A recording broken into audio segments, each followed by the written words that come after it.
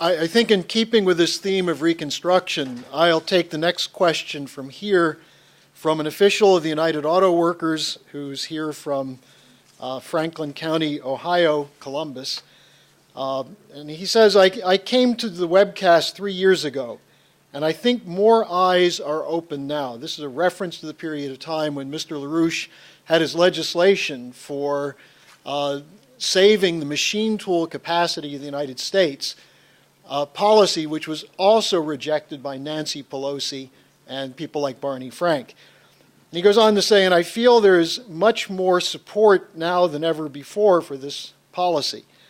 So let's win this one. Keep up all your good work. But the question, he says, I hope we can reopen the auto industry to build infrastructure and nuclear power plants. How can we do that?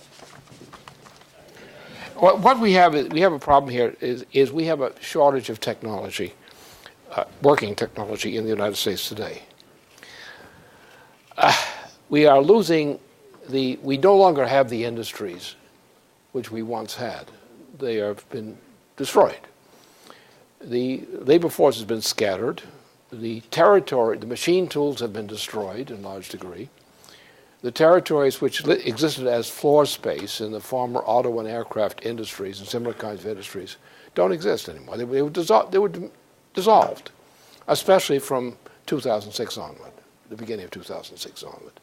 A betrayal of the United States, which was done by the U.S. Congress after the year 2005, the beginning of 2006.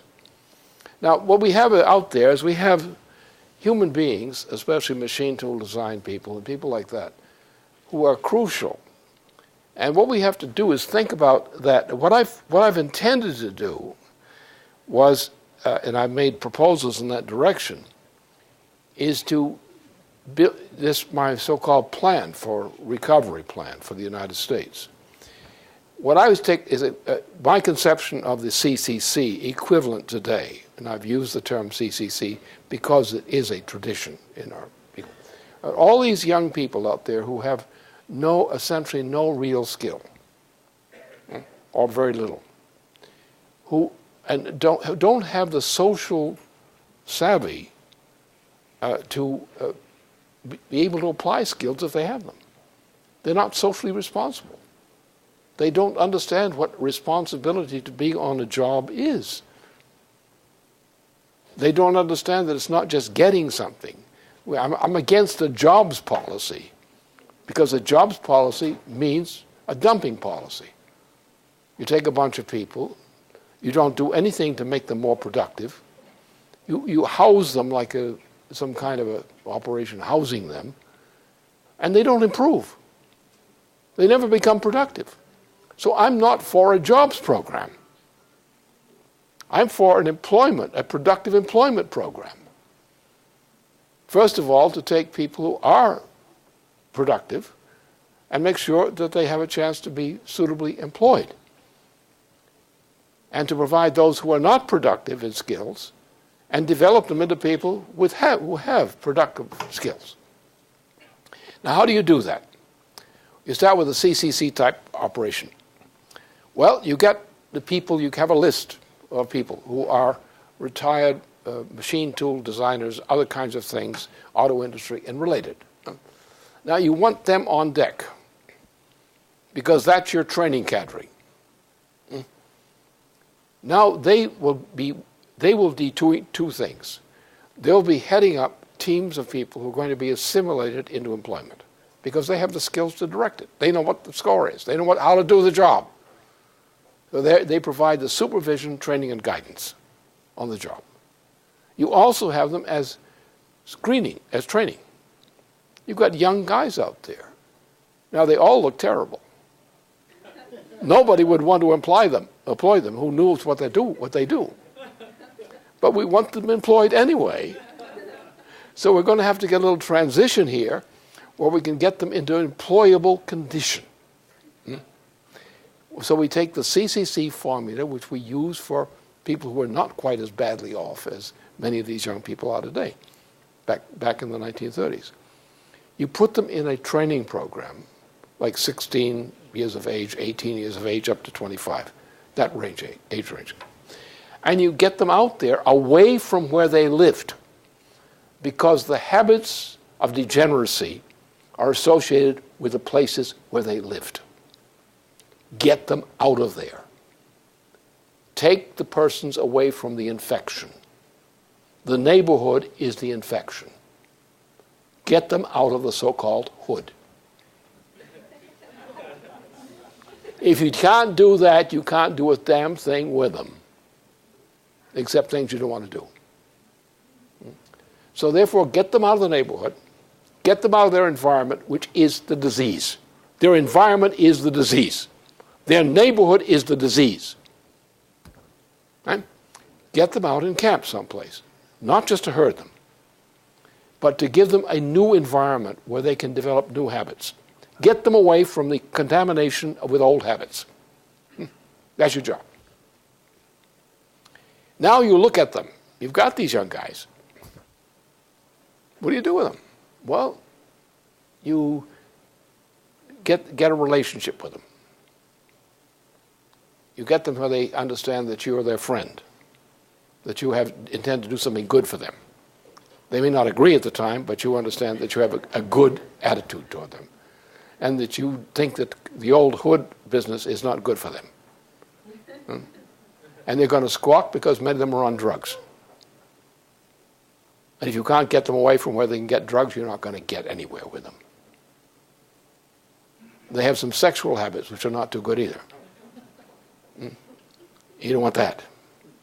So therefore, you're going to try to give them a chance, a second life, away from the life which was destroying them. And you're going to treat them as if they were your children. You're not going to mother them. That's not a good idea. There's a word for that, but don't do that.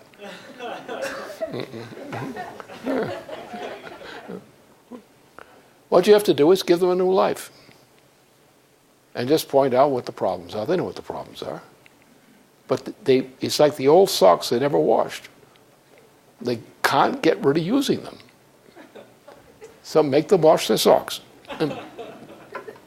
Now, if they decide that they want to have a life, and that's the whole point, and I think the point in this case is you've got to say, we're going to save a large percentage of these people, because we know we're going to fail in many cases. The cases are too far gone. We're going to try. We're going to be humane. But we're really shooting for, we're trying to find the core of a labor force, a future labor force, among these young guys. So we're going to give them every opportunity by giving them people who can guide them in acquiring these skills which attract them. And the thing is, you're going to give them a new form of play. You're going to offer them a chance to play a game, which is more attractive and less risky than the old kinds of games. And you're going to talk about what the objective is of learning how to play this game. And being young people, they will respond to games. So you have to sort of give them an environment in which they can gradually make the transition into serious self-training, self-development. Some people you will find are more or less immediately ready to go. Maybe 1 in 10, 2 out of 10, or whatever. So you take that. Now you have the people who are the former engineers, machine tool designers, and so forth, who are now employed. Well, they are qualified to give these young guys access to the skills and outlook which is needed for productive employment. And it's that relationship. You're getting a generational tradition leap. You're getting a leap from a generation which is being destroyed. The young youth of the past, born in the past 20 years, 25 years, have been thrown into a dead society and have adapted to a dead, corrupt society. Therefore, you've got to give them a chance to come into a new society. Why do you do that? You give them a cadre of an older cadre from a previous generation who had these kinds of skills and who will look at this as a generation of, equivalent to the same generation as what might have been their children. You're going to help them make that transition into a useful life. And what's going to be important for them is the dignity they get by making the transition. The problem will be drugs. The biggest problem will be drugs. And for that and other reasons, you want to start to move them away from that into encampments under supervision, selection, and then move them as they progress into job opportunities that you know about and you're creating. So, for example, we're going to create a national high-speed rail system. We're going to not get rid of the automobile, we're going to use it a lot less. We're going to use high-speed mass transit systems. So the first thing we're going to do is we're going to say we're going to build a national high-speed transit system along with a rivers and water system, management system. These are major projects. Now, these projects are not just self-contained. They depend upon supply of services, productive skills from local industries. So now you have government credit, which on the one hand is used for the government program, for, they say, the high-speed rail and similar kinds of programs, water programs. Now you have the people who are working in private concerns or firms which are being established through government credit as private concerns, employing key leading figures in those firms who have the requisite skills for the job. And you're going to start building things which cut into the high-speed rail, water systems, and power systems immediately. So now you're going to start creating industries in local communities along the routes that these water systems and other transport systems are going to go, and power systems. You're going to create those routes. So you want to have in every community, you don't want to have commuting 50 miles a day back and forth to work as a way of life. You want to rebuild the idea of the town and the city. Not big super cities, not megalopolises, but reasonably sized towns and cities. 25,000, 50,000, 100,000 population at most. And you're going to take these cities which are in the pathway of these projects, like rail projects, the water projects. So you're going to have government credit available under a Glass-Steagall system of federal credit, which will actually provide the capital, the credit as capital, needed to produce these new industries. So now the public projects, the large-scale public projects, become the driver for fomenting the development of the industries which are needed to act as vendors to these large projects in the area through which the projects are going through. And that's the way you do it. So now you take a mass of people who are massive, essentially unemployed, useless people, and you sort the thing out a bit. You try to save everybody you can save, who wants to be saved from this hell they're living in. You get them into a situation where they find a new identity, not as trash. And that's the way you do it. Nobody on this project is trash. No one on this project will be trash. You are going to be somebody. That's our objective. And you're going to make a contribution to society that you don't have to be ashamed of. And you're going to have a chance at a good life.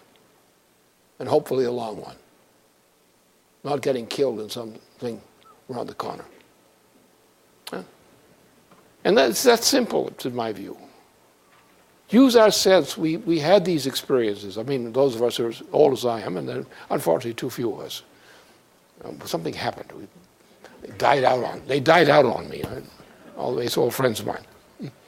But we have to create that kind of process. It's the kind of thing that Franklin Roosevelt tried to do in his own way, in his own time.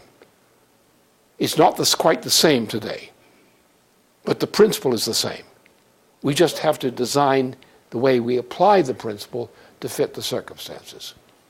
But the point is we have to combine saving our young people who are being destroyed, saving our skilled people who have been unemployed and rendered useless.